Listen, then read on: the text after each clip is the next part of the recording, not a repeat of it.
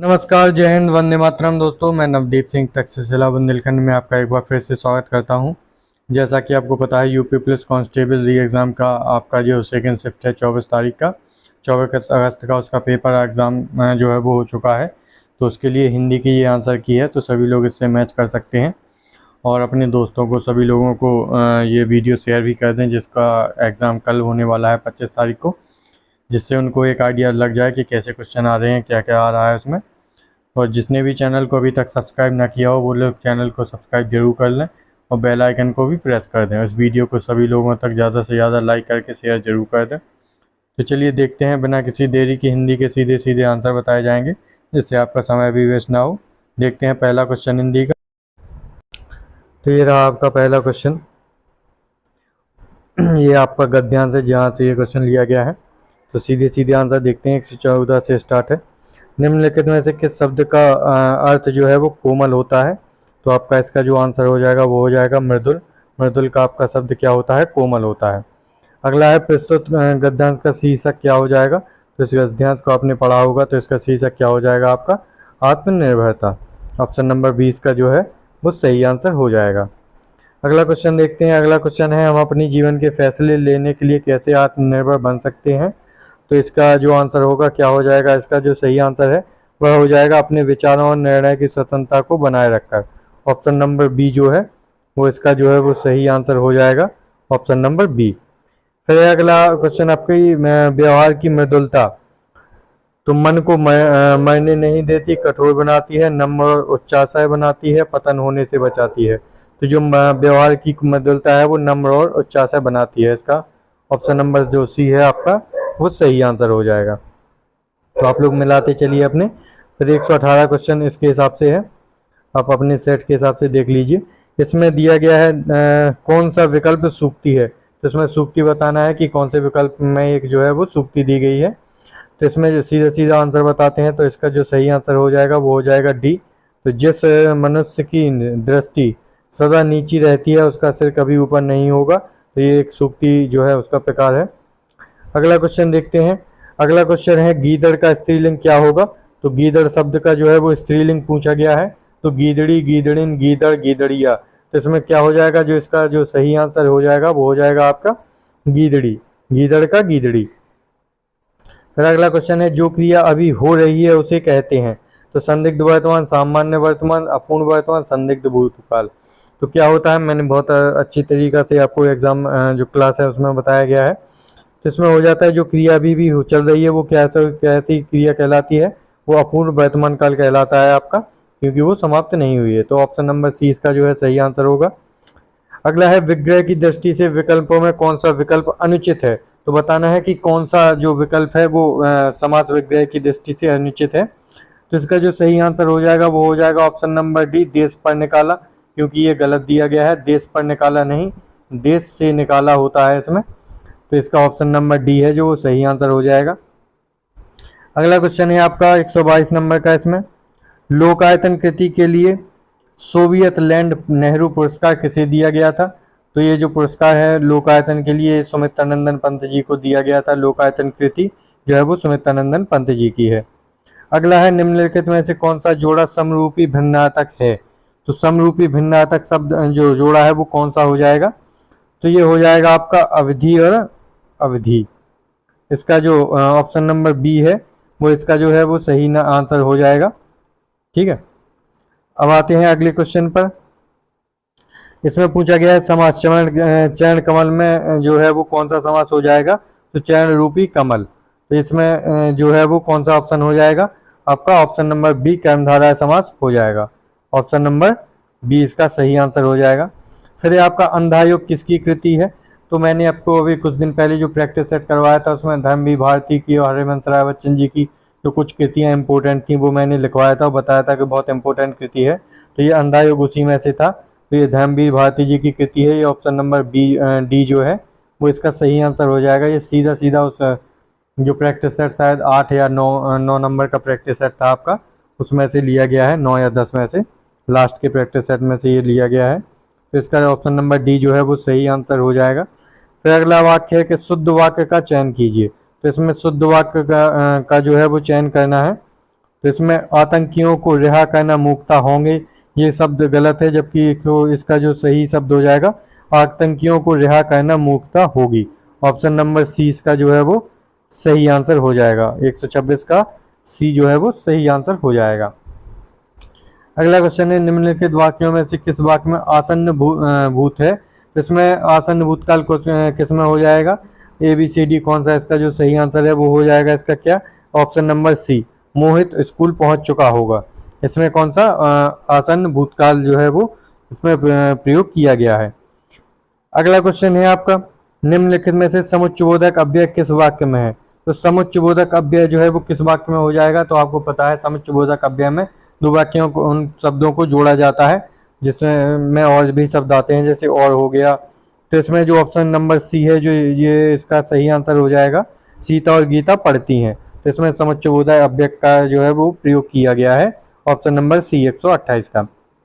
अगला क्वेश्चन पे चलते हैं। निम्नलिखित में कौन सा शब्द पुल्लिंग है? तो इन सभी में से कौन सा जो शब्द है वो पुल्लिंग हो जाएगा? भाषा, दया, माया और आभार। तो आपको पता है कि आभार व्यक्त किया, तो इसमें जो है वो ऑप्शन नंबर डी जो है वो सही आंसर हो जाएगा। इसमें आभार जो शब्द है वो पुल्लिंग है। अनुरूप में कौन सा समास है? तो अनुरूप में कौन सा समास हो जाएगा ये पूछा गया है। तो आपने पता ही होगा कि अपने रूप के अनुसार, मतलब अनु इसमें उपसर्ग पहले से ही जो है वो जुड़ा हुआ है और रूप शब्द में, तो इसमें कौन सा हो जाएगा आपका? अव्ययीभाव समास हो जाएगा। ऑप्शन नंबर डी इसका भी सही आंसर हो जाएगा। तो इसके बहुत से जो है वो डी से आंसर ज़्यादातर आ रहे हैं। फिर इसमें अगला क्वेश्चन है 131 नंबर का।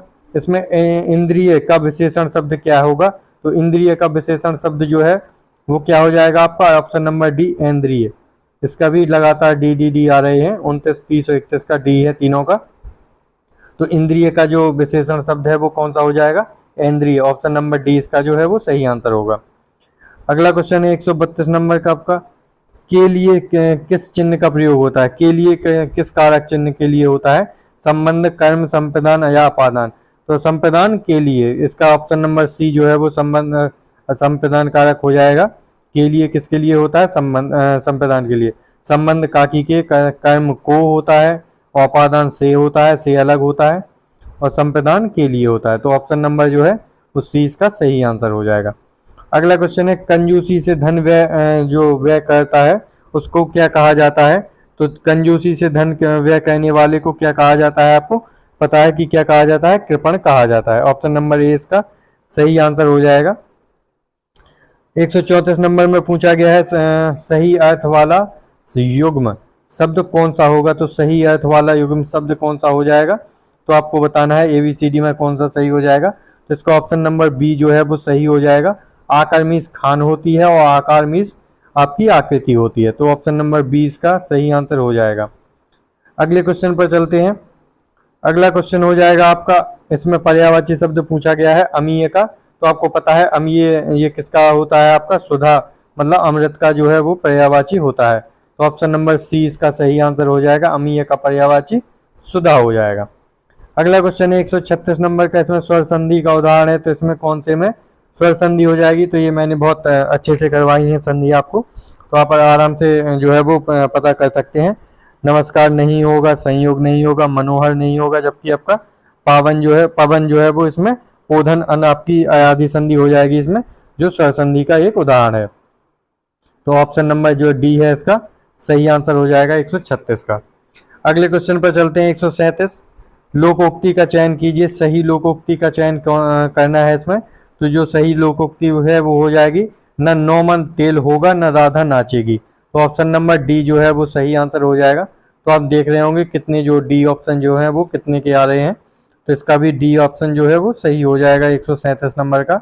आप अपने प्रैक्टिस सेट के जो आपका सेट होगा उसके हिसाब से वो आगे पीछे होंगे क्वेश्चन, वो मिला लीजिए आप। इसके हिसाब से डी इसका सही आंसर है। अगले क्वेश्चन पर चलते हैं। प्रेम में भगवान रचना के लिए जैनेन्द्र को किस पुरस्कार से सम्मानित किया गया है? 138 का जो सही आंसर हो जाएगा वो हो जाएगा ऑप्शन नंबर सी, भारत सरकार शिक्षा मंत्रालय पुरस्कार। इसका प्रेम में भगवान के लिए जो जैनेन्द्र जी हैं इनको भारत सरकार शिक्षा मंत्रालय पुरस्कार से सम्मानित किया गया था। आगे चलते हैं।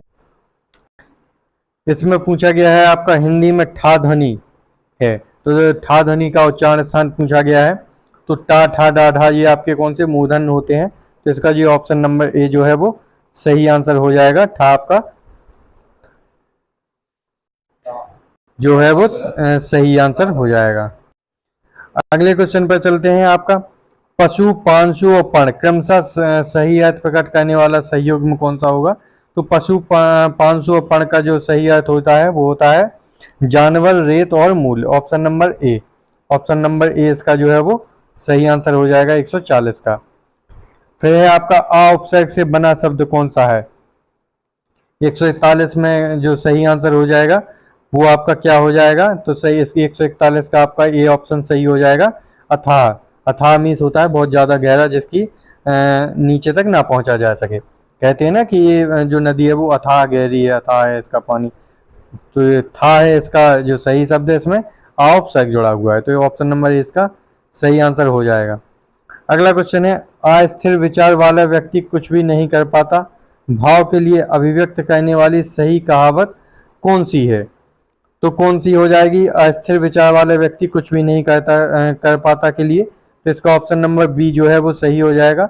दुविधा में दोनों गए माया मिली ना राम, तो इसका ऑप्शन नंबर बी जो है वो सही आंसर हो जाएगा 142 का।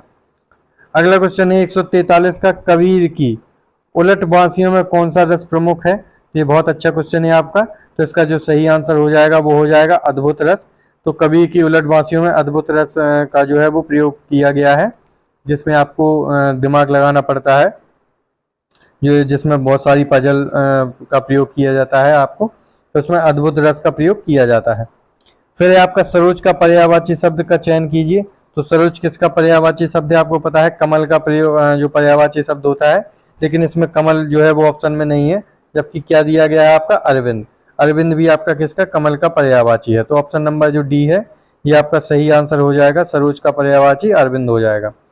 फिर आपका घा का उच्चारण स्थान कौन सा है, तो घा का उच्चारण स्थान कौन सा हो जाएगा, तालु, मूर्धा, कंठ और दंत, तो कौन सा होगा, तो इसका घा का जो उच्चारण स्थान है वो सही आंसर हो जाएगा आपका कंठ, तो क्योंकि ये किसमें का वर्ग में आता है, तो का, खा, गा और घा ये चौथा वर्ण है आपका, तो इसका जो सही आंसर हो जाएगा कंठ, इसका जो है वो सही आंसर हो जाएगा। अगला जो क्वेश्चन है वो है घुड़दौड़ किस समास का उदाहरण है, तो घुड़दौड़ में किस जो है समास का उदाहरण हो जाएगा, तो घुड़दौड़ का जो वो वाक्य प्रयोग होता है वो होता है घोड़े की दौड़, तो घुड़दौड़ में कौन सा आपका तत्पुरुष समास हो जाएगा, घोड़े की दौड़, तो इसका 146 का जो ऑप्शन नंबर ए है वो सही आंसर हो जाएगा। अगले क्वेश्चन पर चलते हैं 147 में। इसमें पूछा गया है मनोबल में कौन सी संधि है, तो मनोबल में कौन सी संधि है आपकी, व्यंजन, दीर्घ, स्वर या फिर विसर्ग, तो जो मनोबल है इसमें कौन सी आपकी मना प्लस बल हो जाएगी, आपकी विसर्ग जो है वो ओ में बदल जाता है आपका, तो इसमें कौन सी विसर्ग संधि हो जाएगी, डी ऑप्शन जो है इसका सही आंसर हो जाएगा। फिर आपका अगला क्वेश्चन 148 में हिंदी में मूलतः वर्णों की संख्या कितनी है, तो बहुत अच्छा क्वेश्चन पूछा गया है, सरल क्वेश्चन है। तो हिंदी में जो मूल वर्णों की संख्या होती है वो होती है मूलतः 52 वर्ण जो है वो हिंदी में होते हैं।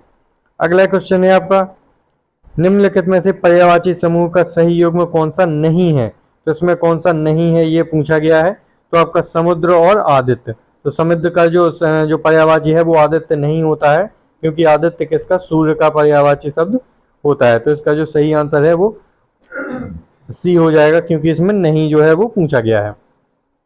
मैंने पहले भी बताया था कि आपको नहीं शब्द में बहुत खास तौर से ध्यान रखना है, वरना ये गलत हो जाएगी। फिर अगला क्वेश्चन है आपका सोरठा छंद की विषम पंक्तियों में कितनी मात्राएं होती हैं, तो पहली और तीसरे जो चरण है उसकी मात्राएं पूछी गई हैं, तो उसमें कितनी 11 मात्राएं होती हैं, इसका ऑप्शन नंबर ए जो है वो सही आंसर हो जाएगा। सोरठा के जो विषम पंक्तियां हैं, विषम चरण है, उसमें 11 मात्राएं होती हैं, क्योंकि सोरठा में 11 और 13 जो है वो मात्राएं होती हैं, 11-13, विषम में 11 और सम में 13 मात्राएं। तो इसके जो हिंदी के जो आपके पूरे क्वेश्चन थे आपके 37 वो पूरे कंप्लीट हो चुके हैं, तो आप इनको जरूर चेक कर लें कि आपके कितने क्वेश्चन जो हैं वो सही जो है हुए हैं इसमें। और इस वीडियो को ज़्यादा से ज़्यादा लाइक करके शेयर जरूर करना सभी लोगों तक। मिलते हैं अगली वीडियो में। जय हिंद दोस्तों।